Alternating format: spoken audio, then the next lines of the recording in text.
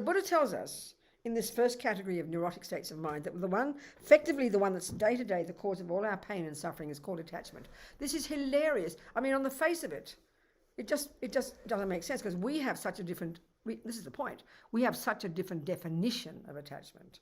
Mostly for us, we conflate it with love. I'm so attached to my family. So then we hear the Buddha says I've got to give it up. We get very depressed. And as Lama Zopa says, you mean I've got to give up my heart? I've got to give up my happiness? Because we don't have Buddha's definition. This is one of our major problems. We don't even know what he means by it. So when we hear what he means by it, we'll go, oh, I recognize that. And this is the crucial point, which is not in modern psychology. The unhappy ones, which cause our pain and therefore cause us to harm others, have, like I said, have this particular characteristic of being very disturbing, very rigid, and it's an exaggerating conceptual story. So attachment, as I said, Buddha talks about 84,000 distinct neurotic states of mind, which sounds ridiculous. It's a map of the mind, I promise. And he narrows them down, luckily, to 3. And we're so used to thinking, oh, the 3 poisons, sounds so cute, But this is serious. These are 3 toxic emotions, and they have this intimate relationship. When we understand these 3, we have a profound understanding of our own mind and of everybody else, because all the others are branches from these, So the root one, and we're not going to go into this one much, but that's the root of the root problems that we all know about when we hear about realizing emptiness. That's the one we're trying to get rid of when we talk about that. That's the most subtle, most primordial. And its energy is this separate, lonely, bereft, concrete, set in stone me. It's so primordial. Its nature is fear, but it's like a sleeping lion. It only arises when someone attacks you or offends you. Then your heart is beating and you're having a panic attack. That's this primordial one. And its nature is fear. Its nature is fear. It gives rise, because we've got this sense of a separate, lonely, bereft, nothing me, then it gives rise to this emotional hunger, which is attachment. But attachment is multifaceted. The most primordial level is dissatisfaction. I'm nothing, I'm nobody, I've got nothing, haven't got enough, no matter what I get, not enough, blah, blah, blah, blah. Then naturally it gives rise to this hankering. Well, there must be something out there that when I get it, it'll fill me up. This is the main job in every day, trying to get some nice sense object such that when you get contact with it, a bit of happiness is triggered. And it is happiness. There's no argument there. So this is how we spend our lives. To get, what's missing? Oh, chocolate cake. Have the cake, wait for happiness to come. We won't even go to deeper details here. And then all the time changing, all the time wanting more. This one is never enough, never enough, never enough. So that's dissatisfaction. Attachment is dissatisfaction, which is the instinct from past lives practice. Then it's this emotional hunger for something out there such that when I get it, I'll feel satisfied. And then we dump, and that's mainly the first level, is objects of the senses. Boys, handbags, cake, you name it. We're kind of limitless in our capacity to make up things such that when we get them, they'll make us happy. We're all different in that way, We can see it. And we spend our lives trying to get those objects, convinced when we get them, the happiness will come. And we don't analyze it because it's also instinctive, right? So then the next level of attachment, and this is this key job, is the more hungry you are, the more the emotional hunger of missing, the more the boy will be a divine. The more your emotional hunger, the more divine the boy will look. So attachment does its job of grossly exaggerating Fred's divineness. That's it. And then you believe that Fred is the most divine person since sliced bread. You can't believe this angel, this person, this perfect person. Finally, I have found happiness. We will be together until we're 80, etc., etc., etc. So this next function of attachment, the exaggeration, and then the intense anticipation, expectation, and he had better behave like that. And then you're going to be forever for eternity. You're going to be together for eternity. And this is an exaggerated example. All our attachment objects are variations of that story, So all Buddha's telling us is that, that's not love. That's an exaggerated, distorted, emotional hunger that dumps and projects onto other people and things characteristics they haven't got. They exaggerate. And so we set ourselves up for disappointment. Because Fred is not that gorgeous. He can't be. You ask his ex-wife. But the disappointment kicks in. And then you get angry, and then before you know it, you've chucked him out and you want a younger version. And he's gone from the friend category to the enemy category. And we never question our projections. We never question, So the thing is, though, the deeper level of attachment is this one. And this is hard to hear. We only really hear about this when we go to the Bodhisattva path. We hear this weird concept called the 8 worldly dharmas. All this is attachment at a more subtle, more primordial level. The first level is Buddhist kimi is to calm our senses down and so not jumping on too many boys and too many bits of cake. This level is more primordial, more subtle, more nuanced. So then there's this different eight pairs of how attachment functions that run our lives. But the ones I want to talk about, the deepest, they say this is the subtlest one, the most pervasive, and it's the one that finally goes. It's the last one to go. In other words, it's the closest to this ego grasping, this root delusion, this wrong sense of self. And they call it attachment to reputation, which sounds rather silly, but what do you think it is? This hunger every second since we are born, this hunger to get other people to like me, to approve of me. This drives the universe. This sounds so absurd almost, and it's really hard to see because it's so automatic. It's there all the time. So since we're tiny little girls, let's say we're the good girl, or whatever we are, that's a nice girl. You're a nice girl. You've got good qualities. You're kind. You're mummy's little helper. You're patient. You're loving. You're compassionate. But you've also got bucket loads of attachment because we all have got it. Join the universe. And so it manifests since you're even a tiny baby. These delusions are there already. Mummy doesn't teach you. These come from the past. This is driving. You're this little baby. And then mummy looks at you and she smiles. She goos at you and she touches you. And then already this instinct to be liked is going, wow, that must have worked. I'll do it again. And the next day mummy's angry and she punches you in the nose. No wonder we get confused. So this attachment to being seen is, in other words, attachment is the symptom of a really suffering, low self-esteem person who thinks they're nothing. This is the irony of ego in Buddhism, that we think we're nothing. So what are we going to do to become something? Get someone else out there. So you're watching them like a hawk, you behave a certain way, and then they smile at you, and then we go, oh, that worked, I must be okay. And in other words, we have no confidence in who we are. We have no sense of steadiness. We're these completely demented people who are adjusting our behavior every second, adjusting our words to try and make sure the person there, the stranger in the street, in the car, in the shop, our mummy, our boyfriend, checking up to make sure they respond nicely. And then I go, oh, that must have been okay. They approved of it. We are insane. Mummy Yeshi would often say we're schizophrenic. Don't think I'm being insulting. This is how deep this one is, So in other words, we have these lovely sayings in the West. You've got to become your own person. So, the good girl one is you're such a nice person. Most of you people are nice people. You don't go out there raping and stealing and lying, and you're not pedophiles. Forget those extreme delusions. But these are the ones we've got, this constant sense I'm not enough. Constant sense. So therefore, where do you look to become enough? Other people. But the irony is he's just as pathetic as you. And you're each propping each other up. He's looking at you to make you approve of him, and you're wanting him to approve of you, and you're both low self-esteem. It's kind of demented. Excuse me. Are we communicating here? This is for everybody. We are driven by this sense that I am not enough, so I have to be approved of by others, which means you need to be liked. Look at the pain when even a stranger doesn't look at you nice. This is how deep this painful state of mind is. They say the yogis in the mountains who've given up everything are still thinking of what the villagers downtown are thinking about them. That's how deep this one is. And it's in our head all the time. We're having these endless conversations, aren't we? And we're telling people what we think. We're letting a person know. As soon as we leave work and something funny happened, we're already telling Fred when we get home, because we can't hold any of our own thoughts. We have to have other people approve of our thoughts. We have to have people to know what we're thinking, because we don't approve of them ourselves. I remember this one example I use, just different variations of this on the planet. One Australian nurse was working in London with dying people, and she wrote a book called The 5 Greatest Regrets of the Dying. And the greatest regret was that I didn't follow my heart, instead I did what I thought other people expected of me. That's a symptom of this one.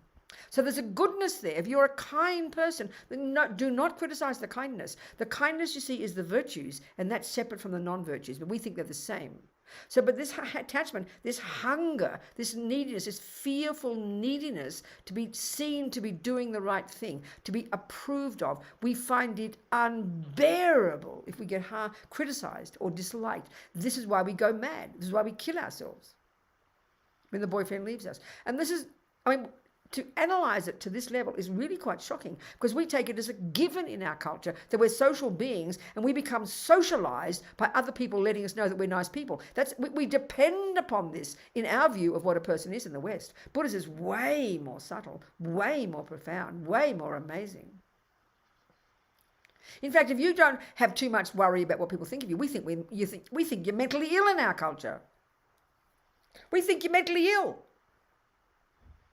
This is how bizarre we are in our culture, may I say, This is a huge one. But to unpack this one, to get all past the other ones, this takes time, people. It just takes time, So, Venerable Robina, there's a couple of questions about this one. Then is it too simplistic to go with the saying, if you don't love yourself, then no one else can? No, these are wonderful, they're utter truths. Of course, but of course you need methods of how to do it. It's easy to say it. So we do get all this in the West. You see, Buddha didn't invent this. Listen to this, people. Buddha did not invent this stuff. Anybody can get all this. It's just that I think Buddha's really good at it. And I'm talking things that we all know, but I'm talking straight from the Buddha. This is Buddhism, but I'm putting it in my words. So we get it. Lots of people with intelligence can see these things, but Buddha's just an expert at it, I would suggest. Yeah, go on. So that was from Louise, and then Janine Little has asked, the primordial instinctive response to danger or perceived danger is really difficult to catch. That's right. And also the primordial response of like this need to be seen, it's difficult to catch. So how can we improve our response? That's like asking me, when you don't know how to play the piano, that it's really difficult to know how to play the piano. Well, guess what, honey? You practice. I'm not being mystical. You've got to start somewhere. This is Buddha's expertise. He's got these methods to learn to develop your mind into the most insanely brilliant, confident, clear, vast, astonishing, wise, happy mind that you can't even believe. This is the map. So it's all there. The map is there, babe. So you start at the beginning. That's the really difficult thing, though, Venerable, to actually even be able to sort out what's a virtuous mind and what's no, it's not. Yeah, because you haven't got the methods yet. It's difficult to know the difference between salt and sugar until you learn it. So you have to learn it, don't you? And also because a lot of those negative minds, like the need to be seen, it kind of appears like a legitimate good thing. That's because we don't know. Another analogy, I have to keep saying it. We don't know the difference between a weed and a herb. It's a really good analogy. And that is our problem. And in our culture, we think the weeds, we give equal status to the weeds and the herbs. We think they're both natural part of a good garden. So the weeds and the herbs analogy is a great one. The Buddha's telling us that the weeds are there. They are natural. We've all got them, but we can learn to change them and get rid of them eventually. That you've got to start with that assumption. Then you have to learn to know how to distinguish, which is why you have to study the Buddhist model of the mind. You first learn theoretically the delusions are emotional, they're neurotic, and they're exaggerating. They're the characteristics. Initially hearing it, but not knowing it. You don't know yet. I wouldn't know yet how to look at a herb and a flower, a herb and a weed. But when you learn it, you keep learning, and you go one day, oh, I see the difference. It takes time. What I'm saying is the methods are there. The system is there. The map is there. The methods are there. All I'm doing is sort of wrapping on the practice, So the thing is to have the confidence. I can learn to be a botanist. I can learn to know the difference. Of course it's difficult. That's the point, because we haven't learned the botany. You're not just by looking at this is a very interesting point. In our world, we talk about mindfulness. We've made up our own versions of mindfulness, and that's perfectly fine. Buddha does not own copyright. But we tend to think that mindfulness is just observing the mind. That's a crucial part of it. But listen to this. That's like thinking, I'm going to learn about gardens. So I'm going to look at the garden. I'm going to be mindful of what's in that garden. And that's a good thing. You're going to concentrate and you're going to look at the garden. And you can even have such good mindfulness that you could replicate that garden in a drawing. But listen to this, people. What is the point of looking at the things in a garden? It's so you can learn to distinguish between herbs and weeds. The only reason to do that is that. But if you don't learn botany, you can look at the garden till the cows come home. But if you can't identify what you're seeing, you just become a moron. You just become stupid. That's not enough. You have to learn botany. Here we're learning Buddhist botany. What is attachment and what is love? So let's listen. Let's just discuss then the difference between just simply old attachment and love, just towards a person. Let's just discuss the difference. This is the weeds and the flowers, because we conflate them. And this is all the problem. And we, even in our culture, in our views about the mind, we give equal status to all this stuff, meaning you'd be weird if you got rid of anger. We actually think we need anger. So this is such a radically different view, which is why you've got to be careful in identifying what he means by these, because it's not the way we think. So, attachment is the driving force. It's the hunger in us. So then, we meet people, and we say you're looking for the boyfriend. I say that's what you want, Could be the handbag, but just say talk about the boyfriend, because that brings love in. So naturally, we don't notice it. We just think, I'm looking for a boyfriend. And that's perfectly normal. The world does it. You want a house and you want 2.5 babies and whatever it is you want. I'm not being sarcastic, please. It's a powerful way to live your life. So then you start to plan it and think about it. But all the time, when it's really serious, and let's say you get the boyfriend and then he gives you up, that's when the devastation is, I must be nobody, I must be nothing, he gave me up, I'm nobody, I'm nothing, I'm on my own. And then the whole world looks like it's full of happy couples, isn't it? Because in your mind all the time you're thinking, I need a boyfriend, I must have a boyfriend, I'm not real until I get a boyfriend, I'm not a proper person, I haven't got a partner. I mean, like I know when I knew Miffy first when she was young, when I was young too, but she was younger. And I remember I was like 30 or 29, 30 I think at that point when I met Miffy, I think. Anyway, I remember my family by that point all had their husbands, just about all. They were sort of fairly unconventional, but really worried about Rabina because she didn't have a partner. This is just normal life. These days it's a little bit different, but this is such a severe view, isn't it, that you're only a half a person.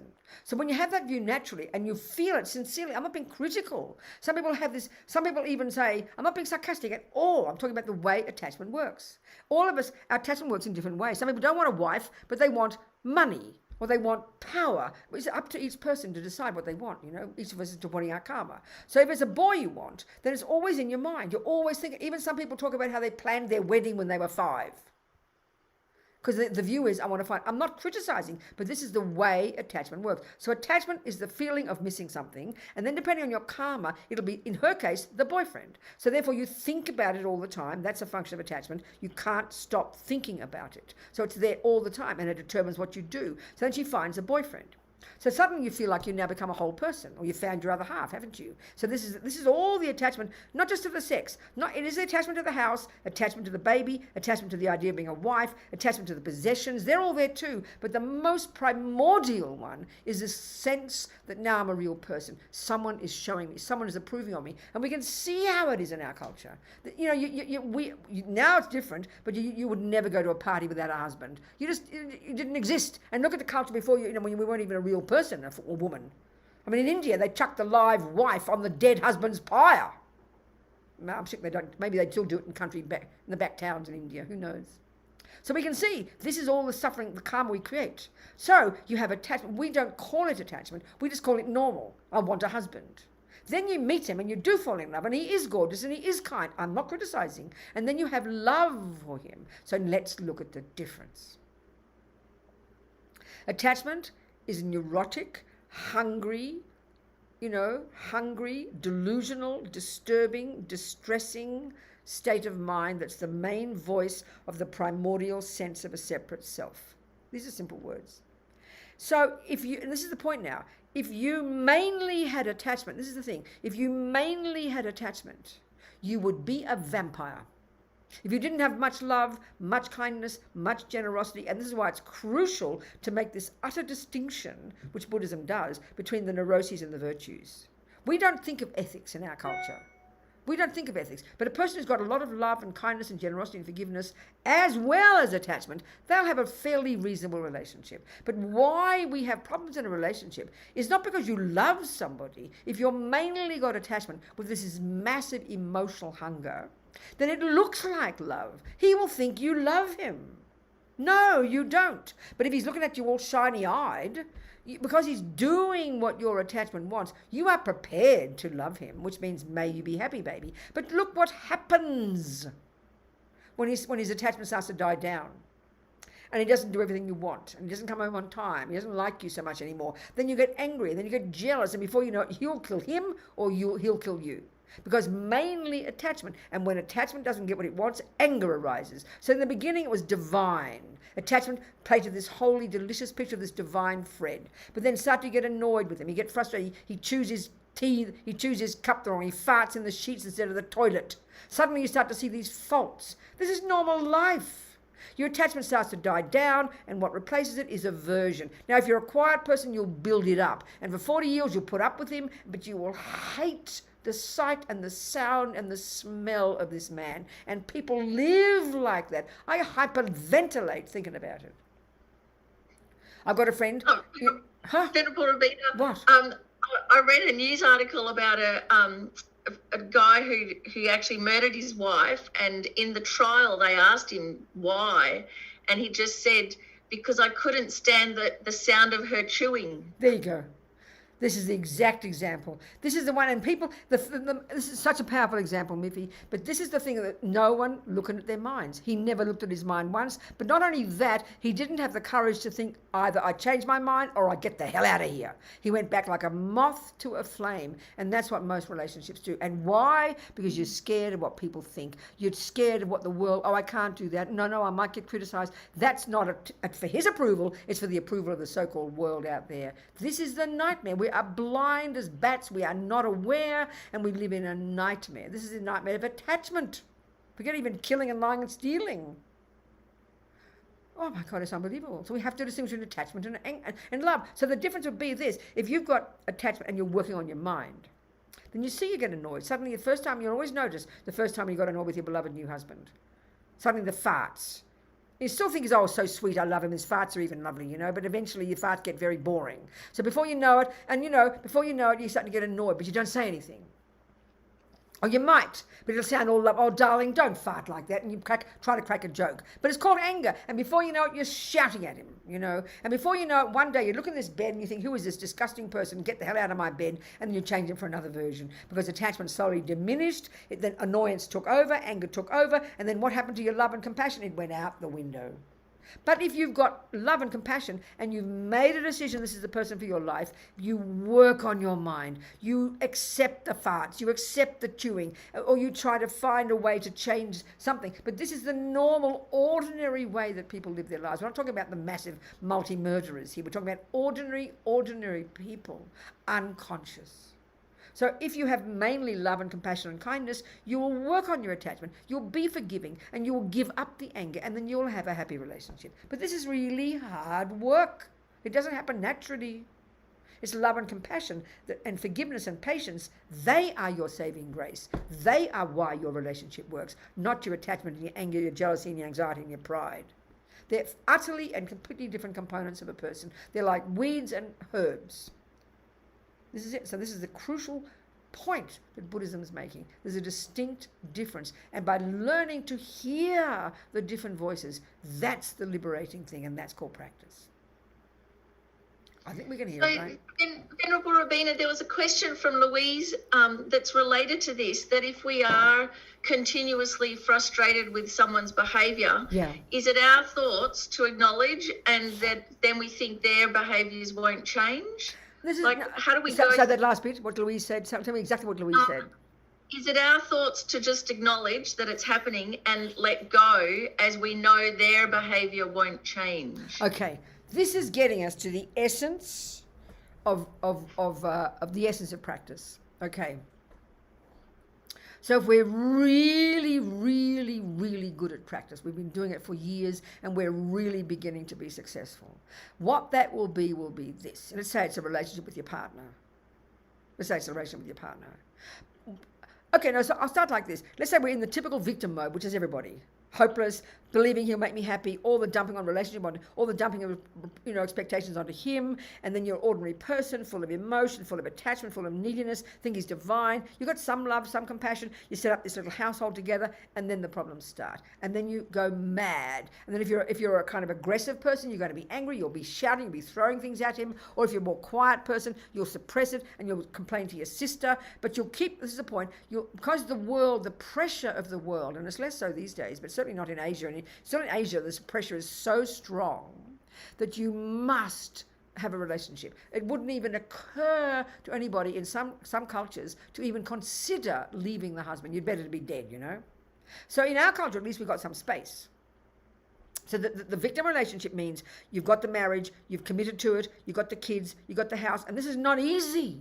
But there's an assumption that you're stuck in it. You don't know you can change your mind, but the other thing is you don't know you can change it. You can change your relationship. You see, we think we shouldn't do that. It's bad, it's wrong. And why? Because we're attached to what people think of us. Mummy won't approve, and daddy won't approve, and the children won't approve. And you've got this big relationship with all this big extended family. It's a big pressure. I agree. It's an enormous pressure. The courage to say, this is the point now. Okay, you've got two options. In the end, when you practice, you have precisely two options, Louise. The husband farts. He chooses food wrong. You get annoyed, you see it. Now, if you first you're the victim and you're not noticing anything, but now you decide, you say you like to use Buddhism and you're starting to work on your mind. You're starting to understand karma. And so by this point, if let's say things get very stressed, you will also, before you do anything, you will decide, is this relationship worthwhile? You will even decide, is it? Because you've only got two options. One, leave him. Two, change your mind. There is no other option. But most of us, we don't make either of those decisions. So you live in hell with just your job. You've been in this job for 32 years. I hate my job. The boss is evil. The colleagues are horrible. Well, Rubina, you could change your job. Oh, no, I'll never get another job. Not possible. I couldn't do that. Well, you could change your mind, Rubina. No, he's evil. I can't do that. This is how mostly we live our lives. Absolutely paralyzed. Unable to even move, even to think of the possibility of leaving this relationship, leaving the job. This is terrifying. And what paralyzes is this absolute schizophrenic sense of I'm a nothing person. You don't even think you can make decisions. So when you begin to practice, you start to become courageous. And this is the point, as Lama Zopa said, it's ridiculous to think you've got to live together for the rest of your life. There's all this heavy duty stuff in our Christian culture that it's wrong to divorce. For the Buddhists, karma's finished for God's sake. Don't just, so you leave it, so you'd think, let's say you're getting upset with your hubby, and many people go through this. So you've got to decide, is it worthwhile? You've got to look at that job. Okay, before I decide to leave the job, let's see if there's something in this job that will help me become a better person, that will help me learn my skills more. Is there something worthwhile? And that's up to your mind to change your interpretation of the job. That's already profound, because you're reinterpreting your job. Instead of thinking it's a creepy job, let's see if there's something worthwhile here. And if you can find that, it's a good thing to do. You'll get some benefit and you'll be more happy. And then the other one is, if you really can see no benefit and it's so difficult, then you say, okay, oh no, you will leave. You can leave. But the first one is you decide the job's worthwhile and you change your mind about it. You reinterpret it. It's not set in stone. That's why my amazing friend in prison, Sunny, who was on death row living in a nightmare, she changed her interpretation of it. That's the really powerful practice. Now, if you can't change your mind, you're not capable enough, because the husband is such a brute and so horrible and the job is so disgusting, that's perfectly fine to realize you can't handle it. But you don't blame the husband. You don't blame the boss. You just know you can't handle it. So you say, I'm out of here, baby. Goodbye. How intelligent. You have to know your capability. You have to know where you're at and what you can handle. That's what practice means. You've got to know where you're at. If you can handle it, if you know there's something worthwhile in this relationship and you are prepared to work on your mind. Now, what that means in the West is you work on therapy and you point out his faults and you demand he change, and he points out your faults and he demands you change. I'm not talking about that. You can talk about things, but that's just more blame. And you're negotiating. If you change, I'll change. No, we're talking about you deciding this relationship is worthwhile. It is good for me. I'm happy to be in there. I've got some karma with this guy. I'm going to work on my mind. And you will shut your mouth and you will change your mind and you will become happy. And then because you're showing something different, this will help him change.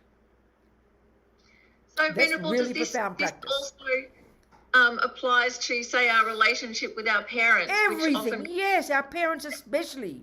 This is the point I said before. Remember, when anger's there and attachment's there and jealousy and anxiety, they're rigid, they're set in stone, they're an absolute picture, and there's no sense that you can see it from another point of view. But this is amazing attitude when you know you can change your interpretation. So that means starting, like I say, you hate your mummy. Your mummy's a neurotic, and she might be neurotic. I agree with you. She's mean, she's nasty, she's angry, she's neurotic. She might be those things. But because you've got your own fears and your aversion is only seeing her bad qualities. So one of the most profound practices, which is in the Bodhisattva path, you start to, like, get your list, get a piece of paper, write it down, start to remember some of her good qualities. This is very shocking for us. We forget them. Because when you're in love with your mummy, like I was in love with my mummy until about 12. Maybe. Then I remember the first time I found fault in my mother. It was like the worst sin in the world. I could not believe the shock when I suddenly found fault with my mum. But it was downhill from there, and then she became my worst enemy, like all our mums do. So first you're in love with your mum, and you think she's a saint, and now start getting angry, and then you start finding fault. And then when you're full of attachment for somebody, you see no problems. When you're full of anger, you see no virtues. They're extreme. So when you know for yourself, when you know you are not one picture, when you know that person looking with daggers at you is only seeing your faults, it is heartbreaking. You know they're not true. Well, that's how we are with everybody. Then you start to change your mind. And like a friend of mine, here, she's been talking to me about how she hated her mother, loathed her mother. She now adores her mother because she's changed her interpretation of her mother, one thought at a time. This is the essence of Buddha's practice. Because finally, when we get to emptiness, Buddha's telling us that actually, Rabina, there's nothing out there that has any intrinsic nature whatsoever. It's all your own projections. Which doesn't mean your husband didn't beat you. It doesn't mean your mummy wasn't mean. That's not what's being said. It's much more subtle than that. But we have the power to reinterpret things. That's what changing your mind means.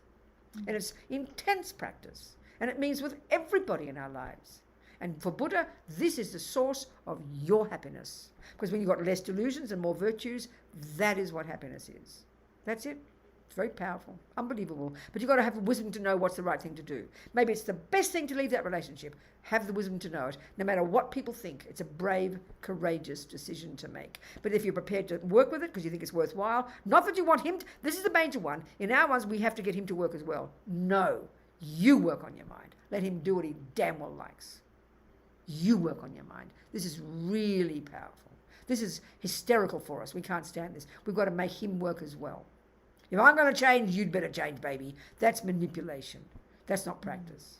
This is intense. This is intense, I tell you. Are we communicating? We are, yes. It's been very helpful, Venerable. Good. I'm also thinking that it makes it really tricky to have any arguments if you're a Buddhist. I mean, that's the point. In a way, it's the truth. It really is the truth. I mean, don't be passive.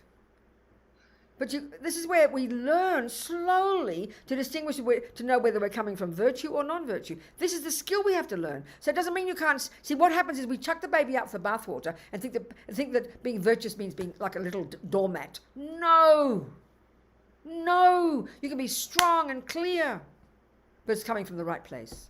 That's what we have to trust, and that can be strong, like a loving mother. She's told you 5 times, no more chocolate. She hasn't listened. Go to your room. If you're a good mummy, she will think you're really mean, the little girl. Oh, mummy's so mean. No, mummy's being kind. She's using wrathful methods. She's coming from the purest place. That's the bodhisattva level, I tell you. So it doesn't mean weak and passive and pathetic. That's gross. Not at all.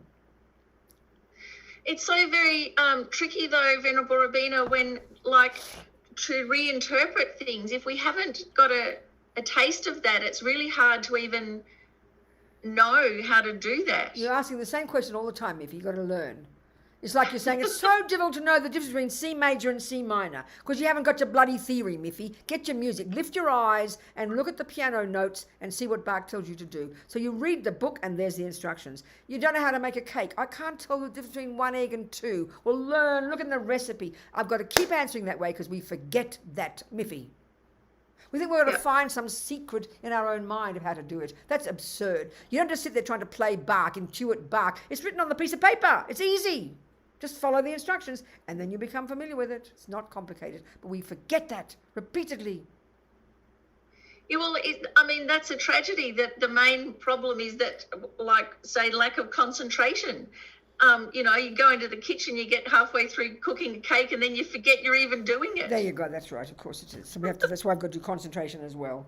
So slowly, people, have confidence we can do it, that the methods are there, the map is there, and it's up to us if we want to use these methods. No one's forcing you to. You can prefer Jung if you wish, or Freud, or Jesus. That's your business.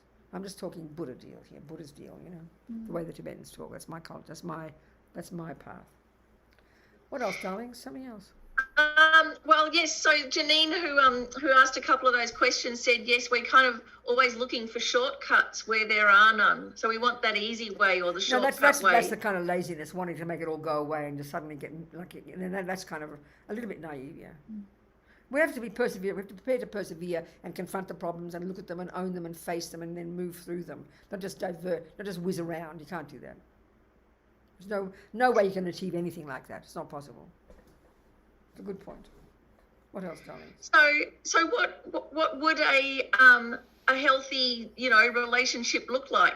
So you're in the world, but you've got this kind of internal radical Buddhist change happening in your mind. It would mean understanding attachment, and the main thing in relationships is attachment. And this is what always women are accused of, the nagging wife,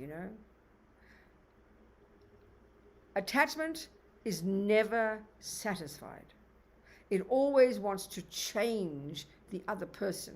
So that's what classically attachment is. If he was this way, and if he was this way, and if he could do this, if he did this, and did this, and did this, then I'd be satisfied. You're never satisfied. But of course, it's a bottomless pit. No matter how much he changes, you will still not be satisfied because you'll still find something else at fault. That's the nature of attachment and anger. So attachment, when it doesn't get what it wants, which is very normal because attachment can't get what it wants, then aversion arises. Then we think it's his problem, he should change. And then if we boss him and manipulate him, or we boss her and manipulate her, then we think, now we're happy. But you won't get happy, you just get more unhappy. So the practice is stopping trying to change the other person. Learn to accept this is who my hubby is, warts and all. This is so shocking for us. He's not our child. He's not our child. Now, if it is your child, that is not the view. Your job is to learn to know how to help that child. That's different. But your hubby is not your child. This is who he is. Love him for who he is. We know these words. This is profound practice. I always use the example of a friend of mine. It's something like this, The husband's an alcoholic. Been an alcoholic for years. So who wants an alcoholic husband? Nobody. But he's a quiet alcoholic. So he doesn't punch and kick. He's a quiet alcoholic, He drinks his beer and his wine and retires at night and he just drinks it until he goes to sleep. He doesn't harm anybody. He's kind, he's generous, but he's an alcoholic. So normally when you get an alcoholic husband, that is what looms largest for you. This dominates your mind. You talk about to your sisters and your mummy and you're freaking out and you bully him around. You've got to give up alcohol and you threaten. All you see is the alcoholism. Well, this person, she's more patient. So she at some point decided, she's a Buddhist, at some point he's not, decided, well, I'm going to make a decision here. Shall I stay or shall I go? So she had to weigh it up. So this is exactly what I said before. She looked at his good qualities. She literally weighed up the good qualities. Kind, patient, generous, forgiving, doesn't make trouble, doesn't vomit in the soup. Bit stubborn. So she weighed it up and she drew a new picture. So she decided, and then for the benefit of the family and the grandchildren, a very close family, she weighed it up very rationally and decided it was beneficial to stay. So she changed her mind. So she's a happy person and she now adores this drunken husband because she sees him differently. Actually, Venable, there's an Australian rock star who I can't actually remember the name of now, but a very similar story that he was an alcoholic for 40 years and his wife stayed with him the whole time, and she made that, there you go, Jimmy Barnes, made that complete decision. Yes. She loved her husband, right. and the alcoholism was a sickness, and she could see below it even though he couldn't. There you go. 40 years worth There of you go. drinking. There you go. And because of her Yes. devotion, actual Yes. devotion Yes. to caring for him, Yes. then he was actually able to change. Change. There you go. But even if he doesn't change, still it's the same. But in other words, you know, and this is the thing when we understand what anxiety is. When attachment, you see, attachment, you've got to realize attachment, for the way Buddha talks, is there deep in our bones. It's at the level of a constant, unceasing, knee-jerk assumption that I must get only the nice things. So the millisecond attachment is thwarted. The millisecond attachment doesn't get what it wants. That's the arising of aversion. So now, aversion has a whole spectrum of responses. One is the volatile, ordinary shout, yell, scream. The other more mild levels, which everybody has, are called annoyed, irritated, frustrated, upset, or anxiety, because the second something doesn't go right, you're panicking, you're worrying about it. But all this is so subtle, and so we don't notice, we don't pay attention. So then either you become depressed or you become violent, depending on your spectrum. On the spectrum of depression is the build up of endless moments of frustration, annoyance, irritated, upset, anxious. It builds up until one day you're inert in bed and you can't move, because we never pay attention, moment by moment by moment. So when you're working on your mind, moment by moment, you're painting a new picture of this person, but you've got to decide it's worthwhile. Don't just sit there like a passive aggression, I've got to put up with it. That's passive aggression. That's not patience. And one day you'll kill him because you're not noticing your mind. So to notice your mind is the miracle, and then to act upon it. And if it isn't possible to live in the relationship, if you can't cope, don't blame him. Just know you can't handle it. So you, sweetheart, I have to leave you. I'm sorry, I can't cope. Then it's an intelligent decision. You've got to know what you can handle or not. Now, of course, the point with my prisoner friends is they don't have the luxury to choose. Sonny, my friend I always mention, on death row, accused of killing 2 policemen. Husband was executed. His head burst into flames when she went to the execution. Her 2 children were given away to her grandparents. They died in a car accident. They were given to the state. This nightmare for 17 years in a cell on her own with a Bible. This is enough to make you go completely out of your brain. She didn't have the luxury. She said, finally, I realized I could not change anything, but they couldn't take my mind from me. She wasn't even a Buddhist. She did yoga and stuff. She was a nice Jewish hippie. So she changed her mind. I'm not a prisoner, she said. I am a monk. I am not in a cell. I'm in a cave. Now, that's dramatic, but she became a sane, reasonable, powerful, confident, comfortable, kind human being when she left that prison. And now there's no trauma left. But people I know who've lived in rage and despair in prison are full of complete PTSD and all the trauma because they haven't dealt with it. She dealt with it. So there's nothing left over. She's like this little old lady now living in Ireland in a wheelchair with her ex-husband, with a husband who's also accused of murder, 2 policemen in Ireland, and they're both now helping former prisoners. She's like a little old lady. You'd never know she had this nightmarish trauma for 17 years because she dealt with it at the time. This is the point. So then what's the thing that lets us stop blaming and make that decision to change our mind? When you realise the pain it's causing you. That's all. The only reason is that. You see, that's the point. The trouble is, the moment when we're the victim, we say, I'm allowed to be angry.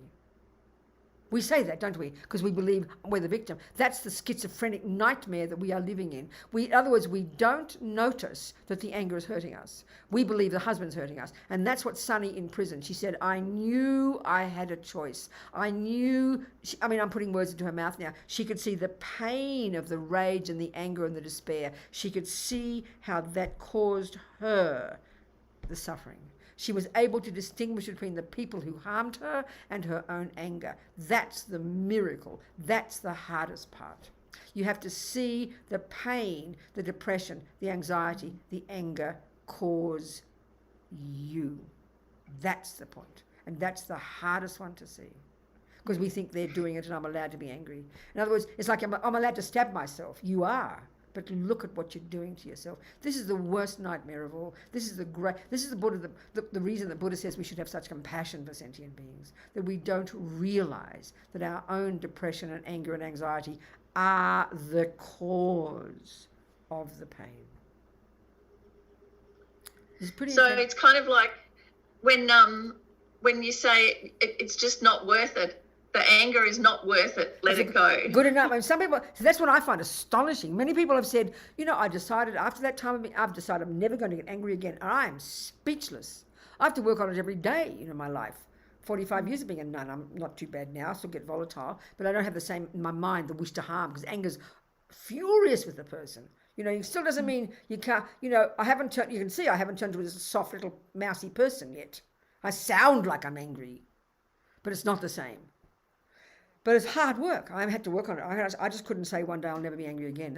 I'm astonished what people like. When I hear Sonny say, I had the choice. That's admirable. That's incredible. I call that emotional intelligence, But you can see it yourself when this is where, if you can learn when the annoyance comes and you hear it criticizing, somebody, your friend of yours, something, and you just say, oh, give it a break for a minute, give her a break. Then suddenly your mind's peaceful. They all say it in the teachings, but you can't hear it. Suddenly your mind's peaceful. Just shut up, give it a break. Because in a way too, it's none of my business. Who do I think I am that my friend should do what I want? That's what attachment is. Who do I think I am that my husband should do what I want? But that's what attachment is, like a manipulator. It's so manipulative because you assume that you own him and he'd better do what you want. That's the nightmare. That's the wickedness of attachment. It's so manipulative. It's so kind of wicked. Who the hell do I think I am that my husband should behave the way I want? If he's beating me up every day, you better make a decision. Bodhisattvas won't mind the beatings, but you're not bodhisattva, so get the hell out of that house as quick as possible. If you can ask him to change, please do so. But if he doesn't, leave. It's the most intelligent thing you can do. The alcoholic one, he didn't harm anybody, so she was able to live with that, This is intense stuff, but we're capable. We all recognize this. We all know what I'm talking about. I'm just talking Buddhism in a down-to-earth Australian way. Isn't it? Time to go home. Okay, you babes. Thank you so much, everybody, precious one. So just do our little prayers. Don't put the Tibetan up. I'll just say the words and think the words as I say the Tibetan, okay? So the first prayer is thinking. This amazing 2 hours we've had, Every thought we've had is sowed a seed. Every seed is planted in the mind. We're going to nourish these seeds with our effort from this moment, one little tiny baby step at a time, and then rejoice in your effort. I did a good job today. Think like this, Then may these seeds ripen in the future, because they won't go astray, in my Buddhahood. Then I'm capable of helping everybody. And then second, may bodhicitta grow and grow in the hearts of all. Gewadin yududag Lama Sangye Drup Gyurne Drowa Chikyang Malupa Jai Sala Gopashok Jangchob Semchog Rinpoche Ma kye panam ke guchig kye panyampa me payang gong ne gong du pavashok. Okie doke, everybody. Thank you, precious ones. Thank you so much. Thank you, darling. Thank you, Venerable Ravina. Robin said Dharma is the best relationship counsellor ever. Very true. Well done. Good on you, people. Much love to all of you, and keep moving and never give up and be brave. And know you've got amazing potential. Much love to all of you. See you next time.